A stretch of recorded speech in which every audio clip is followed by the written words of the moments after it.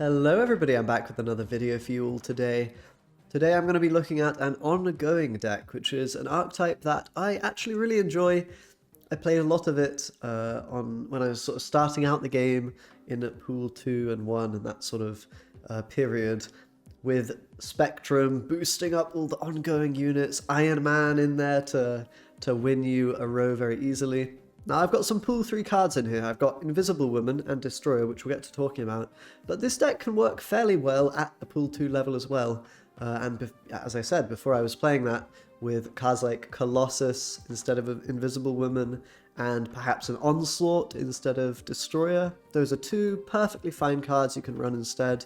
And yeah, you can win games with this deck at lower pools. At higher pools, it's not the best deck in the world. It's probably, you know, a mid-tier deck, I suppose, you could say. You can be exploited a little bit if the opponent knows what they're doing. But the Invisible Woman helps to disguise your game plan. And of course, you can get some cheeky Professor X value. He's an ongoing card, and the like. So let's just go through each card individually, as we usually do. Just to explain the thinking. But this one is pretty simple because it's just all of the ongoing cards that are good, pretty much, that I have in the collection. So Ant-Man, yeah, 4 strength. You're going to usually play him with armor in order to protect him from the Killmongers that are out there. And of course, you then are going to fill that row up with units, get the Ant-Man value, and of course he's ongoing, so +2 if you end up playing Spectrum. Invisible Woman we can play to protect our units, to stop them from being revealed, and to prevent any Enchantress value from coming from the opponent, at least early on in the game. So we can go Invisible Woman turn 2, and then start throwing down 3-drops and the like, and maybe a Warpath, and that kind of thing. So she's quite nice. Not necessarily needed for the deck, but another ongoing card, so that's cool. Armor, of course, protects our Ant-Man and also synergizes with Destroyer, who usually will destroy all of your units. But if you have armor on the board, of course, you can protect one whole location from his effect. So that's an option to quickly win one other row with that Destroyer, with the armor, and your Ant-Man securing, you know, the other location. We've got Lizard, very, very good 2-drop. And it happens to have an ongoing effect. Very nice for this deck. Mr. Fantastic, very good as well. You're just getting to spread some strength around, force the opponent to commit into the third location with that Mr. Fantastic, and then you can focus on your 2 locations with Warpath and Destroyer. We've got Captain America, just a solid 6-drop, works well with the Ant-Man when you're filling up a row. We've got Cosmo, this can disrupt what your opponent's trying to do. You've got to be a little bit careful not to use your Spectrum in the row where you have Cosmo. Of course, that would stop it from working. But it also does synergize with Destroyer, cancelling Destroyer's effect, so you can have that nice 15.6 mana card later on in the game. So generally speaking, I try to play the Cosmo in a row that's different, in a location different to the armor, if possible. That will give you the option to get full Destroyer value in your second location that you're playing for. Warpath kind of forces us to focus on 2 locations most of the time. We can play some games out where we don't commit the Warpath to the board, and instead we try to go for a wide board with Spectrum value, but that's a bit more rare, and it's probably requiring you to have Professor X at an opportune moment. We've got Iron Man to lock out one row very strongly, so we can go like Warpath, Iron Man in one location to really easily win that, and perhaps in the other location we can play our armor, our Cosmo, Destroyer, something like that. Maybe armor in one location, Cosmo, Destroyer, and you know, Lizard or whatever somewhere else. So Iron Man just really helps to win one of those locations and is basically your other big point contributor with that Destroyer. Professor X is very cheeky. If we're already winning a location, we can drop the Professor X turn 5 and just lock it out. We can even sometimes drop it on a location where it's kind of close and contested, provided that we're going to then go for Spectrum at the end, because Professor X will get buffed by Spectrum. It's an ongoing effect, as will any other ongoing cards you have in that location with him. So there's some very nice synergy there. You could even consider running Daredevil with Professor X. It's a very nice combo. I'm not running it. I kind of prefer the Invisible Woman, but you know, you can do whatever you feel like there. Spectrum is good for those wide board states, of course, or for cheekily getting some extra points in a locked down location if you need that. And Destroyer is your more sort of reliable slam this for 15 points in the location you're trying to win, the second location. Yeah, so that's the deck. It's a fairly straightforward deck. It's pretty strong, actually. Let's jump into some games and I can commentate and see what's going on with them. Right. I have regained access to my old account, so I can finally play with the Hulk avatar. It's very exciting. Okay, what have we got location-wise? We've got Altar of Death. I'm playing on the hot location Altar of Death patch, which isn't great for our deck. We can't really utilize that super effectively. I think I'll just go Lizard and then get the mana. I don't really love it. Not great for me. Doesn't work too well with our game plan, but perhaps we can go with a Professor X here, just to win a location. Off the bat, that's quite a cheeky play that we can do, because we now have 5 mana. Perhaps even in Necrosha. I kind of like it, yeah. The opponent can, of course, then get some more mana, do some cheeky things, but if we could just get a free win in that location, it would be very, very nice for us. And would make me a bit less stressed. Obviously, if we play it in the middle, which the opponent's going to do, oh boy, okay, that's exciting. So we both win one location. Interesting. Tiebreaker's not so good for me, because I did go in Necrosha, but okay. It's now an even game, at least, and our Warpath is going to be very strong. So what do we want to play here? Probably just Captain America, I suppose, or Cosmo. It's going to be turned into a symbiote anyway. So I guess Captain America is fine. Let's see what they go for. Avengers! Assemble. Just Polaris. Okay, interesting. I'm entirely sure what that means. Okay, Warpath is good. We could also just try to shut them down on the final turn with something like Cosmo Armor, maybe just Cosmo. I think I like Cosmo into Warpath Ant-Man. It's good for a lot of points. And it might disrupt what they're doing if they're some kind of Silver Surfer deck or anything like that. I'm not super confident. Not confident enough to snap. But we'll see how it goes here. We're getting a Storm Lizard. Okay, I think Cosmo is going to be really nice for us here. And we do have some very good plays. We can take away their Lizard value, which is really nice. Oh, we could even play the Destroyer now. Maybe I should have gone with the Armor last turn in case we drew Destroyer. It might have been a small mistake. So we can have 15 points or we can have 9 plus 4. Well, obviously 15 is going to be more. Actually, that's not entirely true because of the Lizard becoming weaker. So, interesting. Yeah, it's 13 plus 3, which is actually better points-wise here for us. So let's go for this play. I mean, we're really strong. We have a lot of points. We shut down any on-reveal they have. We have a good chance of winning, but I'm not going to snap this one, I don't think. Just in case they have a strong late-game play. Enchantress is not going to work. We've got that Cosmo to stop that from happening. Wonderful. Okay, nice little win there. The funny double Professor X situation. It's quite interesting. Let's jump into a second game. Okay, we've got another one here. This time looks like an Invisible Woman game, which will be interesting. We can play a bit of deception. We can make it very difficult for our opponent to know what's going on, unless they have the Enchantress or Rogue, which they might do. We'll see how that goes. So turn to Invisible Woman. Ooh, it's going to be another Altar of Death. This is really messing a little bit with our game plan as a... I think I'll just probably play Invisible Woman on the left. Is it worth going on the left? Play Captain America afterwards? I suppose. Let's go for that. Let's contest them here in the left lane. And hopefully confuse the opponent slightly as well as to what we're playing. Okay.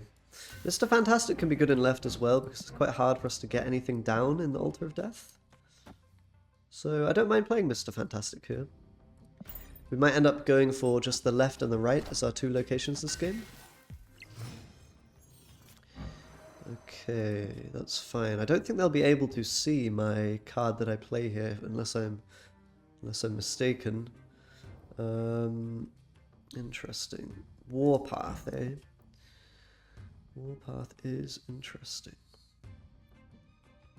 Where do we play the Warpath is the question right now, guys. They're just going to snap on us here. You know, that very possibly means they can have a, you know, Spider-Man or some, like, they can have some Professor X shenanigans again, right? It's entirely possible. I'm thinking if I want the Destroyer value, I'm going to need to have Cosmo on the board. I think we're always playing Warpath here, though. And then trying to do Destroyer on the right. They still don't know what we're doing. Ah, Lizard, that's a good play for us here. So I think we go Cosmo and the Lizard here. And yeah, I mean, we've got a lot of strength on the left. Hoping that the Warpath will be enough to beat what they've got going on here. Because they've got the Hood, which is, you know, 4 points. We've got the Lizard too, which is the same as Daredevil. So they'd have to have quite a bit of strength here to actually compete with Warpath. And then, of course, they also have to get something in the middle. Which they might do here, we'll see. Okay, I'm not going to snap, the opponent already has. Right, we'll see how they respond. I'm not sure if can they see my Lizard here? Not sure if they can. They're also unaware of our game plan, so they're probably not going to predict the 15-point Destroyer that we have. That's the hope anyway. And yeah, we're kind of preventing the potential for a Professor X from hurting us in the right lane. Not really too scary. I like the situation. It could even be a snap on turn 6 situation, depending on what they do now. As long as we're not losing to certain things. Okay, Gamora's nasty. We need to do some point calculation here to work out what we want to do. The Destroyer looks really good on the right. Professor X could also work. But we already have the Mr. Fantastic points, and we don't want to make our Warpath worse. How many points do we have here? 7 plus 7 plus 14. 7, 7, 14, 28 plus a further 7. So we're actually currently losing in the left lane. That is really annoying for me. That might spell doom for us here, depending on what they have. That being said, Destroyer is a very strong play. Might be enough to win us the game with the Mr. Fantastic coming in. It sort of just depends if they have a play for the middle or not, right? If they do, then we're in trouble. If they don't, then we actually will be probably fine. You would imagine they probably have something or other, right? The good thing is they can't play Doctor Doom because of Cosmo. That won't work for them. So it would have to be like a Professor X, really, or a Storm, or like some way to change the location. Let's play it out and see. Might be losing, but we'll have to see. Okay, Destroyer should be good enough, actually. Just to have it at Chavez, eh? Ooh, that Gamora was really scary, though. Like, I wasn't expecting them to have so many points on the left in the end there, but... yeah, a nice little win there. Showcasing the power of the Invisible Woman. Make it hard to predict that final Destroyer play. Let's play another game. Okay, we're up against Loki. Invisible Woman in hand once more. Let's see if we get a game without Altar of Death. That would be a little bit more typical for a showcasing of the deck. Oh, never mind. Never mind, guys. I guess we're playing the Altar of Death once more. We can feed Ant-Man to the altar, so I'll probably play Invisible Woman on the right for now. Hopefully Mr. Fantastic, I mean, I'm not sure it'll be able to do much against Sunspot. We might just have to retreat out of this one. Ooh, Lamentis. Certainly interesting. Okay. Very interesting. Well, we do have Professor X. It's not going to be very good into Daredevil. We can rush it out, though, and I suppose try to go New York with it. I could throw away the Lizard, perhaps, to give them less information about what we're doing in this game. Let's go for that. Try to Professor X the left, and it might... yeah, I mean, it's going to be a Spectrum game, I imagine, right? Okay, Cosmo doesn't do much against me here. They might think that it does, but it should be fine. Although it may mean I have to play Spectrum in the mid. Yeah, I think Professor X in New York is good. could technically... No, I can't play it on the right because of Invisible Woman. I could play it middle, but I think then the sunspot will hurt us quite a bit. I think I'd rather play it on the left and just hope they don't play anything here. If they do, might be retreating from this game, really. Because it doesn't look good that they got the sunspot in there. Okay, we managed to get the Professor X in there safely. That's good. That is good. I think we might be actually able to snap now because the Iron Man is going to be so strong at the end here. Especially with Cosmo. We can just go Iron Man Warpath, probably. Let's snap. Wait, actually... I think I have to Warpath first, because otherwise something like... Yeah, I mean, a Professor X from them could actually win in the game. So we're going to have to Warpath here. I suppose Hobgoblin is quite spooky. It would be very spooky for us indeed, but there's not much I can do about that if they have a Hobgoblin. Actually, no, Cosmo denies that. Never mind. Opponent helping us out with their Cosmo. That's very kind. And they're going to retreat. That's a good retreat from them. We're pretty much always winning that game, I think.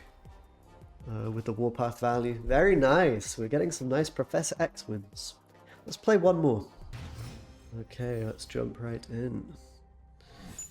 Ooh, gonna be Iron Man jumping already onto the left location. Iron Man. See what they get. A vision. Ooh, I don't like that.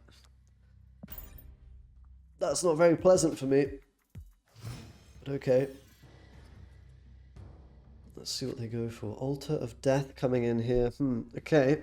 I think I'm gonna go with the Lizard play again. Arguably, Invisible Woman would be better to get rid of, but let's just gain the mana here. It's funny that this deck's not actually doing too badly on Altar of Death.